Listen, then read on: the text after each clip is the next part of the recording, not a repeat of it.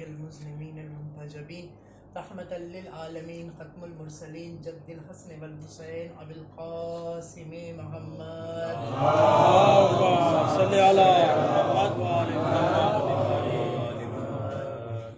آج اس شہنشاہ کی آمد کا دن ہے جو غریب الغربا بھی ہے لیکن شاہ خراسان بھی ہے، جو ضامن آہو بھی ہے اور امام ضامن بھی ہے، جو فخر موسیٰ بھی ہے اور علی بھی ہے اور محمد مصطفیٰ کی ذات بھی ہے۔ یہ وہ ہستی ہے کہ جس کے لیے پروردگار عالم کے حبیب فرماتے ہیں کہ اگر کوئی شخص میری زیارت کے لیے مدینہ نہ آ سکے تو وہ میرے بیٹے کی زیارت کے لیے ایران چلا جائے۔ یعنی کہ کیا مقام و منزلت پر فائز ہیں یہ امام کہ رسول اللہ جیسی ہستی ان کے بارے میں کہہ رہی ہے کہ یہ میرا بیٹا ہے۔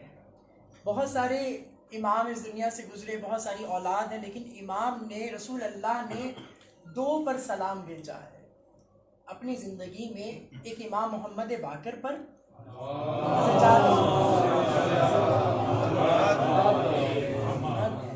امام محمد باقر پر اس لیے سلام بھجوایا اپنی زندگی میں۔ امام جعفر صادق سے منقول ہے کہ جابر ابن عبداللہ الانصاری سے کہا تھا کہ اے جابر، جب میں اس دنیا سے گزر جاؤں اور میرا بیٹا محمد آئے تو اس کو میری طرف سے سلام دینا۔ کیوں بھجوایا تھا سلام؟ تاکہ نسل حسن تک بھی آنے والے شیعہ درود و سلام بھیجتے رہیں۔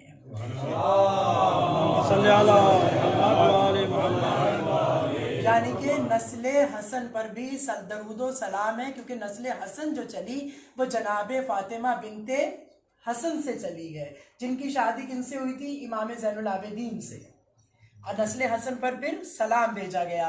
اور پھر یہ دیکھیے ان دونوں بہن بھائیوں کی محبت، امام حسن، امام حسین اور جناب زینب، جناب صغرا اور جناب علی اکبر، جناب امام رضا اور جناب بی بی معصومہ کم، ان تمام کی محبت اپنی جگہ پر، مثالیں اپنی جگہ پر، لیکن میرا دل کہتا ہے کہ جو محبت، جو ظلم اور جو تکلیفیں ان دو بہن بھائیوں نے دیکھی، جس کا نام زین العابدین اور جناب سکینہ ہے، یعنی کہ میں مصائب نہیں پڑھ رہا، لیکن آپ ظلم دیکھیے اور صبر دیکھیے کہ جب جناب زینب نے اپنے بھائی کا سر قلم ہوتے دیکھا، لیکن امام حسین نے جناب زینب کے سر سے ردا اترتے نہیں دیکھی۔ جناب صغرا انتظار کرتی رہی کہ کب بھیا علی اکبر آئے گا، لیکن جناب صغرا نے جناب علی اکبر کے کلیجے میں برچھی کا پھل ٹوٹا ہوا نہیں دیکھا۔ جناب امام رضا اپنی بہن کا انتظار کرتے رہے، جب آندھی و طوفان چلا، امام کو زہر دے دیا گیا تو کہا کہ جاؤ ان پہاڑ راستوں پر جہاں پہ میری بہن پیدل چل رہی ہے، آبلے ہیں، ان آبلوں میں چھالوں میں سے خون بہ رہا ہے اور پتھر دار زمین ہے، جاؤ میری بہن کی مدد کرو۔ لیکن جناب امام نے، جناب معصومہ کم نے اپنے بھائی کو تڑپتے ہوئے نہیں دیکھا۔ لیکن یہ دو بھائی، بہن بھائی ایسے ہیں کہ جنہوں نے ظلم دونوں پہ برابر دیکھے، کہ جناب سکینہ کے سر سے ردا اتری تو امام زین العابدین نے دیکھا، اور جب تازیانہ لگتا تھا تو جناب سکینہ دیکھتی رہی تھی۔ یہ محبت اور مثال جو بھائی اور بہنوں کی ہے وہ اہل بیت سے ملتی ہے، اور یہی جملے جناب فاطمہ الزہرا نے جناب معصومہ کم کے لیے فرمائے کہ جو میری زیارت کے لیے نہ آ سکے وہ میری بیٹی جناب معصومہ کم کی زیارت کے لیے چلے جائے۔ یعنی کہ جو بھی جملے ارشاد فرمائے جاتے ہیں وہ کسی تفسیر سے خالی نہیں ہوتے، اس کے پیچھے کوئی نہ کوئی حکمت عملی ہوگی۔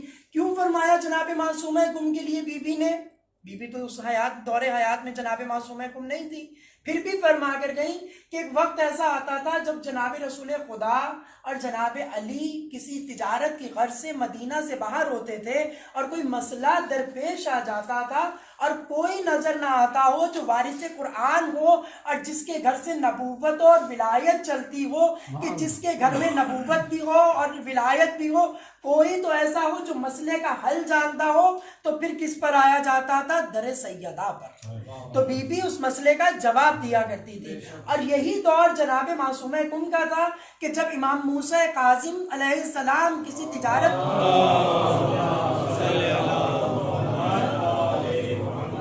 کسی غرض سے چلے جاتے تھے اور کوئی مسئلے کا حل نہ نظر آ رہا ہو، تجارت میں نفع نہ ہو رہا ہو، تو وہ کس در پہ آتے تھے؟ در معصومہ کم پر، اور وہ اسی طرح مسئلہ حل کرتی تھی کہ جس طرح جناب فاطمہ الزہرا۔ اسی لیے بی بی نے کہا کہ جو میری زیارت کو نہ آ سکے وہ معصوم ہے قم کی زیارت کے لیے چلا جائے. اور قم کی کیا فضیلت ہے؟ ہر جگہ اپنی جگہ پر فائز ہے، منزلت کے مقام پر، اعتبار کے مقام پر، فضیلت کے مقام پر. لیکن قم ایک ایسی جگہ ہے جہاں پر شیطان نہیں آتا. جب جناب رسالت مآب رسول اللہ صلی اللہ علیہ وآلہ وسلم معراج پر گئے، اب جب معراج پر گئے تو شیطان زمین پر آیا اور قم کی جگہ پر آ گیا. تو امام رسول خدا نے اس کو کہا خبردار اس سرزمین سے نکل جا، اور جہاں سے نبی مکرم نکال دیں تو وہاں کسی کی جرت نہیں کہ دوبارہ آ جائے. تو اس لیے امام فرماتے ہیں کہ وہاں پر جو گناہ ہوتے ہیں وہ نفس امارہ کی وجہ سے ہیں، نہ کہ نفس شیطان کی وجہ سے. اور پھر آج اس ہستی کا ذکر ہے کہ ہر امام کو فضیلت بخشی گئی. کوئی مولا مشکل کشا بنا، ہر امام مدد کے لیے آتے ہیں. جس کو بھی پکارو، کسی بھی در پہ چلے جاؤ، اتنا ہی ملے گا کہ جتنا محمد مصطفیٰ دیں گے، جتنا علی دے گا اتنے ہی امام مہدی دیں گے، نہ کم ہوگا نہ زیادہ ہوگا. لیکن ایک مرتبہ کس کو ملا؟ مولا مشکل کشا مولا علی کو کہا گیا، امام حسین کو شہید کربلا کہا گیا، سید الشہداء کہا گیا. اور امام رضا کی ایک فضیلت ایسی ہے جو سب سے مختلف ہے اور سب سے ہٹ کر ہے. جب مامون نے حکومت سے مالی پوچھا کہ میری حکومت سے کس کس کو خطرہ ہو سکتا ہے، کہا کہ تیرے بھائی سے خطرہ ہو سکتا ہے. خواجہ ربی نے کہا کہ تیرے بھائی سے خطرہ، کہا مار دو. یعنی یہاں سے سمجھ میں آتا ہے کہ جو حکومت دنیا کے لیے کی جائے اس میں بھائی کو مروا دیا جاتا ہے، اور جو حکومت پروردگار عالم کے لیے کی جائے تاکہ رضائے پروردگار حاصل ہو جائے اور حکومت باقی رہے، تو حسین نے کربلا میں اپنا سر دے کر پروردگار کی حکومت کو قائم کیا. اب جب بھی کوئی حکومت غلط کرے گی، باطل کا ساتھ دے گی، تو توق یزید کے گلے میں جائے گا، اور جو حکومت باقی رہے گی تو حسین پر درود و سلام جائے گا. تو مروا دیا. اب کہا کس سے خطرہ ہے؟ کہا کہ مدینہ میں امام رضا رہتے ہیں. اب یہ مظلومیت دیکھیے کہ لوگوں کو اہل بیت سے دور رکھا گیا، حلم و حکمت سے دور رکھا گیا تاکہ لوگ ان کی طرف متوجہ نہ ہو جائیں. تو کہا ان سے کیسے خطرہ ہو سکتا ہے؟ کہا وہ ابن رسول اللہ ہیں، رسول اللہ کے بیٹے ہیں، جو ان کے پاس سے گزر جائے یا وہ کسی کے پاس سے گزر جائیں بغیر کچھ کہے تو لوگ ان کی طرف متوجہ ہو جاتے ہیں، اور یہ کہتے ہیں کہ یہ خوشبو ہمیں ایسی محسوس ہوتی ہے کہ جیسے رسول اللہ کی خوشبو ہے، اور لوگ اس کی طرف کھنچے چلے جاتے ہیں. ہاں تو اس سے کیا خطرہ ہوگا؟ ہاں جب لوگ حج پر جائیں گے، جب لوگ حج پر جائیں گے وہ خطبہ دیں گے اور تیرے ظلم کو بیان کریں گے تو لوگ تیری حکومت کو گرا دیں گے. کہا اچھا بلا لو. خراسان، پہلے خراسان نام تھا، اس کے بعد مشہد ہوا، بلا لیا امام کو، لیکن کہا اماری میں لے کر آنا. تو خواجہ ربی نے کہا اماری میں کیوں لے کر آنا؟ کہا تو نہیں تو کہا ہے کہ کوئی ان کو دیکھے تو ان کا ہو جاتا ہے، کسی کے پاس سے گزرے تو وہ ان کا ہو جاتا ہے.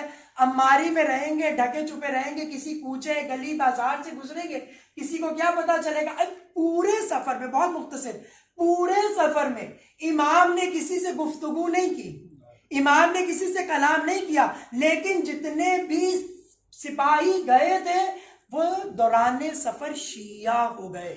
یعنی کہ ہم ایسے امام کی ولایت پر، ایسے امام کے چاہنے والے ہیں کہ جو نہ گفتگو کرتا ہو، نہ کوئی ایسا کام کرے، اور پھر بھی لوگ چاہنے والے ہو جائیں. تو ہم کیسے شیعہ ہیں کہ ہم ایسے کام ہی نہیں کرتے کہ لوگ ہمارے قریب آئے بلکہ ہم سے دور جاتے ہیں. تو ہمیں اپنی مجلسوں کو اور ولائے فرش عزا کو ایسا بنانا ہے کہ لوگ ہماری طرف آ جائیں. ایسا نہیں بنانا کہ لوگ دور چلے جائیں کہ ان کی مجلسوں میں کیا بیان ہوتا ہے، ان کے فرش ولا پر کیا بیان ہوتا ہے. لیکن جب پڑھنے والا منقبت خان، حدیث خان ایسے جملوں کا بیان کرے کہ جو دوسرے کے ضمیر کو جھنجھوڑ دے اور کہے واقعی یہی صحیح راستہ ہے، اسی پر شیعہ چلتے ہیں تاکہ محمد مصطفیٰ کی رسائی حاصل ہو سکے. اب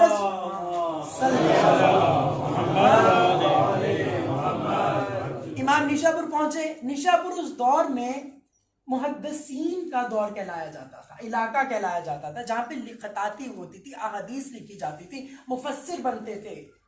قرآن کے مفسر بنتے تھے. اب جب وہاں پہ پہنچا پتہ چلا کہ رسول اللہ ابن رسول اللہ آ رہے ہیں, کوئی خوشی میں ملے, کوئی بغض میں ملے, کچھ اس طرح ملے کہ اس شہر کی شہزادی رسول اللہ کی بہو بنی تھی.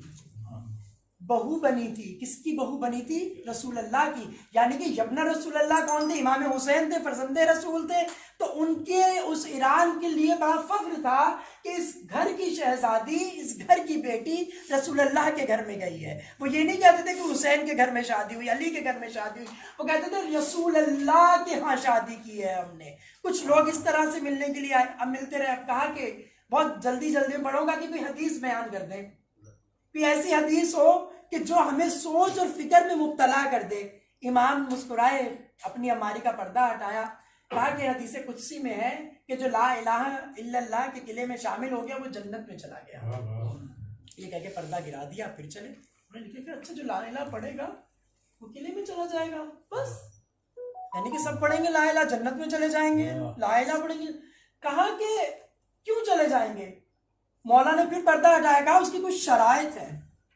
پوچھا کون سی شرائط ہے؟ کہا پہلی شرط میں ہوں وہ شرط جو لا الہ. یعنی کہ کیوں کہا رسول اللہ نے؟ ابھی حدیث بیان کی تھی کہ جو میری زیارت کو نہ آ سکے وہ امام رضا کی زیارت کو چلا جائے. یعنی کہ دین مکمل ہوگا کہ جب ہم ایمان رکھیں گے رسول اللہ پر, لا الہ الا اللہ محمد الرسول اللہ, اور جب ہمارا پختہ ایمان کی جو در لگے گی وہ امام رضا ہے. یعنی کہ جو قلم سے لکھا جائے گا وہ قلم امام رضا ہے, تاکہ ہم امام رضا پر ایمان رکھیں گے تو قلعہ لا الہ الا اللہ میں شامل ہو جائیں گے. اور جو رضا پر ایمان نہیں رکھتا وہ چاہے مکہ جائے, مدینہ جائے, کربلا کی زیارت کو چلا جائے, نجف چلا جائے, سامرہ چلا جائے, ایمان اس کا کمزور رہے گا, کیونکہ امام رضا پر ایمان رہی ہے. اب امام رضا ہے, لوگ متوجہ ہونا شروع ہو گئے, ان کے لیے تنگ ہاتھا جو وہ تنگ کر دیا گیا.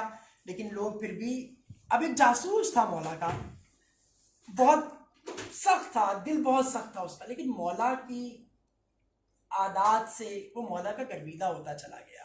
دیکھیے ہم اس امام پر ایمان رکھتے ہیں جو چاول کے نیچے بتا نہ سکے کہ بوٹی کون سی ہے, اور ہم اس امام پر ایمان رکھتے ہیں کہ جو ابھی آئے بھی نہ سوال لے کر اور امام اس کے سوال کا جواب دینا. اب امام بہت مختصر گزرتا گیا. مامون نے بہت سارے یہودیوں کے, کرسچنز کے, بدھسٹ کے, عیسائیوں کے تمام پوپس کو بلایا, کہا کہ مناظرہ کرنا ہے. اب ایک شخص آیا مولا کے پاس جو ان کا جاسوس تھا, کہا مولا آپ کو مامون نے بلایا ہے. کہا کہ مولا, امام نے اس کے چہرے کو دیکھا, کہا پریشان کیوں ہیں؟ کہا کہ مولا وہاں تو بہت سارے لوگ, بہت زیادہ کتابوں کے ڈھیر لگے ہوئے ہیں, آپ سے مناظرہ کرنے کے لیے آ رہے ہیں اور آپ تنہا ہیں. کہا کہ میں حجت خدا ہی نہ ہوں کہ اگر میں تیاری کر کے جاؤں. حجت خدا وہ ہوتا ہے جو سوال کرنے سے پہلے جواب رکھتا ہو. اب امام چلے, مختصر کیا, امام پہنچے. اب اس نے, مامون نے حکم دیا تھا کیونکہ دروازہ نہیں کھولے گا, کوئی بھی پردہ نہیں ہٹائے گا, خود دروازہ کھولیں گے, خود جائیں گے. اگر یوسف کے لیے پروردگار دروازے کھول دے تو یہ ابن رسول اللہ ہوا کے جھونکے چلتے رہے, دروازے کھلتے رہے, پردے ہٹتے رہے, اور جن کو منع کیا تھا کہ استقبال کے لیے نہ اٹھے وہ درود و سلام پھیرتے ہوئے رسول اللہ کے بیٹے پر کھڑے ہوتے چلے گئے, حتیٰ تک کہ وہ تخت پر بیٹھا ہوا کھڑا ہو کر کہتا ہے یبن رسول اللہ یہ آپ ہی کی جگہ ہے, یہ آپ ہی کی جگہ ہے. تو امام نے ایک اور چیز بتائی یہاں پر, میں نے ابھی کہا تھا کہ فخر موسیٰ, امام حسین فخر عیسیٰ اور جناب امام رضا فخر موسیٰ. جناب عیسیٰ کے پاس کیا موضوع تھا کہ مردوں کو زندہ کر دیتے تھے, کہتے تھے کم باذن اللہ, یعنی کہ اختیار تھا لیکن پھر بھی اللہ سے اجازت لیتے تھے. امام حسین نے کچھ نہیں کہا تھا کہ ماں بلائے گی تو آئیں گے, نہ اشارہ تھا نہ کچھ تھا. اسی طرح جناب موسیٰ جب عصا پھینکتے تھے تو اذن اللہ سے پھینکتے تھے, تو جناب رضا نے کچھ نہیں کہا تھا, صرف اشارہ کیا تھا اس قالین پر جس پہ شیر بنا تھا, اور وہ نکل گیا اس کو, کیونکہ سانپ جو تھا, جو یہودیوں کی طرف سے سانپ تھا, پوچھا کیوں نہیں کھایا تمہارے حضرت کو, یہ تو 3 تھے وہ ایک اکیلا تھا. کہا وہ رسیاں تھیں جو نہ حرکت کر سکتی تھی، ہمارا جادو تھا کہ صرف سانپ بن گئی تھی، لیکن جب موسیٰ نے عصا پھینکا تھا تو وہ قدرت کی طرف سے اژدہا آیا تھا جو ان رسیوں کو نگل گیا تھا۔ تو جناب رضا کیا کہلاتے ہیں؟ فخر موسیٰ۔ اب پہنچے امام، کہا کہ آپ میرے تخت پر آئیے، کہا خبردار، تیرے تخت سے ظلم کی بو آئی، ہمارے لیے ممبر بنا، اور ذرا تھوڑا سا مختلف رکھی، دور رکھی، کیونکہ ظلم کبھی حق کے برابر نہیں آ سکتا۔ تو ثابت ہوا اگر تخت لکڑی کا ہو اور حق نہ بیان ہو تو ممبر نہیں کہلاتا، اور اگر پالان کا بن جائے یا لکڑی کا اور حق بیان کیا جائے تو ممبر رسول کہلاتا ہے۔ اب امام بیٹھے، امام نے مسکراہٹ سے پورے دربار کو دیکھا، دربار کو ایسے دیکھا کہ سب کے ذہنوں پر امام مسلط ہوئے، اور خوف ایسا طاری ہوا کہ اگر وہاں پر کوئی سوئی گر جاتی تو اس کی آواز آتی۔ امام نے مسکرا کے کہا ہاں کوئی ہے جو مجھ سے سوال کرنا چاہتا ہے؟ تو عیسائی کھڑا ہوا، کہا کہ ہم بہت زیادہ ہیں اور آپ تنہا ہیں، کہا کہ تو سوال جو کرنا چاہتا ہے میں پوچھ لوں یا تو بتائے گا؟ کہا کہ اچھا چلیں آپ پوچھ لیں۔ کہا اچھا یہ بتاؤ کہ جناب عیسیٰ کو تم اللہ کا بیٹا مانتے ہو نعوذ باللہ؟ کہا ہاں اللہ کے بیٹے ہیں وہ نعوذ باللہ۔ کہا کہ یہ لیکن اللہ کے بیٹے ہیں، جملے پڑھو شیخ سدوس کے ہیں، تو امام رضا نے فرمایا لیکن عیسیٰ نماز اور روزے کے چور تھے۔ سکتہ، خاموشی، جو پوپ تھا وہ چلایا، کہا کیسے ہو سکتا ہے؟ ہماری کتاب میں لکھا ہے کہ کبھی ہم نے عیسیٰ کی زندگی میں دن میں دسترخوان لگتے نہیں دیکھا، اور نہ کبھی ان کے غلاموں میں رات کی تاریکی میں بستر بچھاتے ہوئے نہیں دیکھا۔ کہا کیوں نہیں بچھایا، کیوں دسترخوان نہیں لگا؟ کہا کیونکہ عیسیٰ دن میں روزہ رکھتے تھے اور رات کو تہجد اور عبادت خدا کیا کرتے تھے۔ کہا کہ روزہ کس کے لیے رکھتے تھے؟ کہا خدا کے لیے۔ کہا تہجد کس کے لیے پڑھتے تھے؟ کہا خدا کے لیے۔ کہا یاد رکھ جو عبادت کرتا ہے وہ عبد ہوتا ہے، اور جس کی عبادت کی جائے وہ معبود ہوتا ہے۔ کہا اور کوئی سوال کرنا چاہتا ہے؟ کہا نہیں، بس آپ نے ہماری پوری عیسائیت کو ہلا کے رکھ دیا، ہم کہتے ہیں وہ ابن اللہ ہے، آپ نے کہا کہ نہیں وہ عبداللہ ہے۔